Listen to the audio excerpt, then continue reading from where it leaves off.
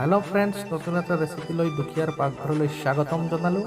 বেলটো বজাই ভিতৰলৈ সোমাই আহক, ৰেচিপিটো আৰম্ভ কৰোঁ। এয়া মাংস লৈছোঁ 400 গ্ৰাম, ব্ৰইলাৰ মাংসই লৈছোঁ। মাংসটোৰ ওপৰৰ নোমবোৰ গুচুৱাই পুৰি লোৱা হৈছে। এতিয়া 1 চামুচ হালধি, 1 চামুচ নিমখ ভালদৰে মাংসখিনিৰ সৈতে সানি লৈ 15 পৰা 20 মিনিট ঢাকন মাৰি ৰাখিলোঁ।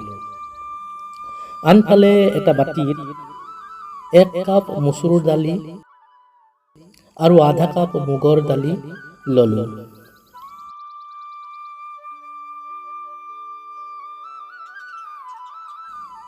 দালিখিনি ভালদৰে 3-4 বাৰ মান ধুই ললোঁ।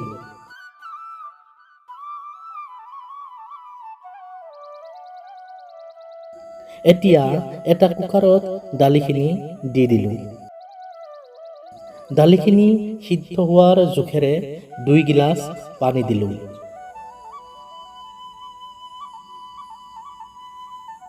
সোৱাদ অনুযায়ী নিমখ দিলোঁ। এতিয়া কুকাৰৰ ঢাকন মাৰি 2টা হুইচেল অহাৰ বাবে অপেক্ষা কৰিলোঁ।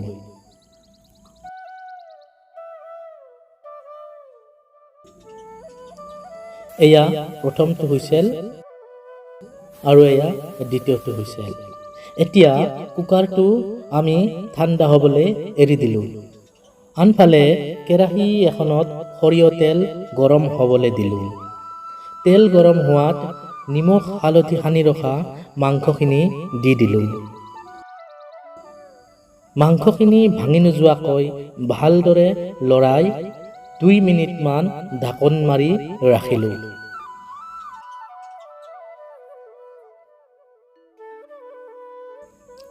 দুই মিনিট পিছত ঢাকনি খুলি ভালদৰে লৰাই পুনৰ 1 মিনিটমান ভাজি এটা পাত্ৰত কাঢ়ি থলোঁ।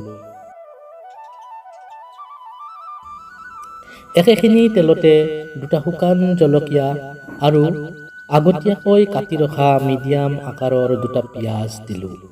ভালকৈ লৰাই 30 ছেকেণ্ডমান ভাজিলোঁ। এতিয়া আধা চামুচ পাঁচফোৰণ দিলোঁ। পাঁচফোৰণ প্ৰথমে তেলত দিব পাৰিলোঁ হয়, মই পাহৰি গ'লোঁ, সেয়ে এতিয়া দিলোঁ। পিঁয়াজখিনি কিছু কোমল হোৱালৈ প্ৰায় 1 মিনিটমান ভাজিলোঁ। আদা নহৰু আৰু কেঁচা জলকীয়া একেলগে বটি ৰাখিছিলোঁ, সেয়া 1 চামুচ দি দিলোঁ। ভালকৈ লৰাই কেঁচা গন্ধটো যোৱালৈ পুনৰ 1 মিনিটমান ভাজিলোঁ। এতিয়া আধা কাপ পানী দিলোঁ। ভালকৈ মিহলি কৰি দিলোঁ।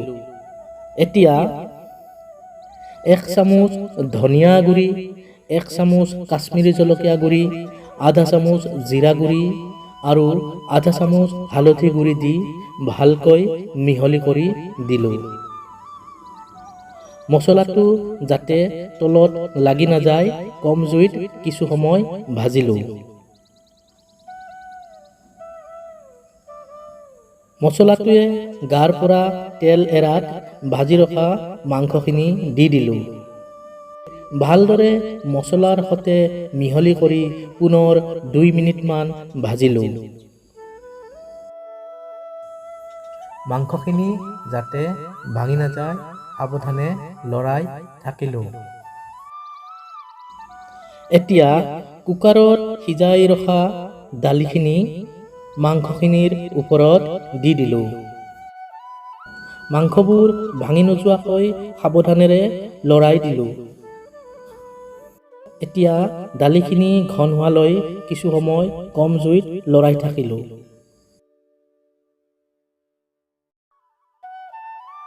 কম জুইত কিছু সময় লৰাই থাকিব লাগিব, যাতে দালিটো তলত লাগি নাযায়। তলত লাগি গ'লে পুৰা বাছ ওলাব আৰু খাবলৈ ভাল নালাগিব।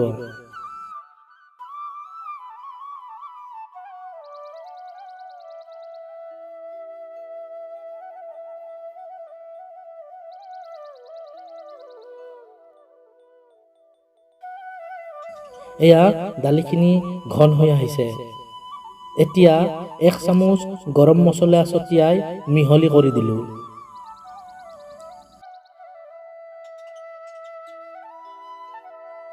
ৰেচিপিটো প্ৰায় হ'বলৈ হৈছে। কিছু কচুৰি মেথি মোহাৰি দিলোঁ। গেছৰ ফ্লেমটো বন্ধ কৰি ভালকৈ মিহলি কৰি পুনৰ 1 মিনিটমান ঢাকন মাৰি ৰাখিলোঁ, যাতে গৰম মছলা আৰু কচুৰি মেথিৰ ফ্লেভাৰটো ৰেচিপিটোত আহি যায়। ৰেচিপিটো সম্পূৰ্ণ হৈ উঠিছে।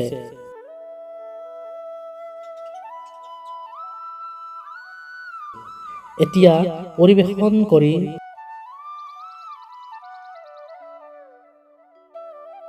গৰমে গৰমে ভাত অথবা ৰুটিৰ সৈতে খোৱাৰ সময়।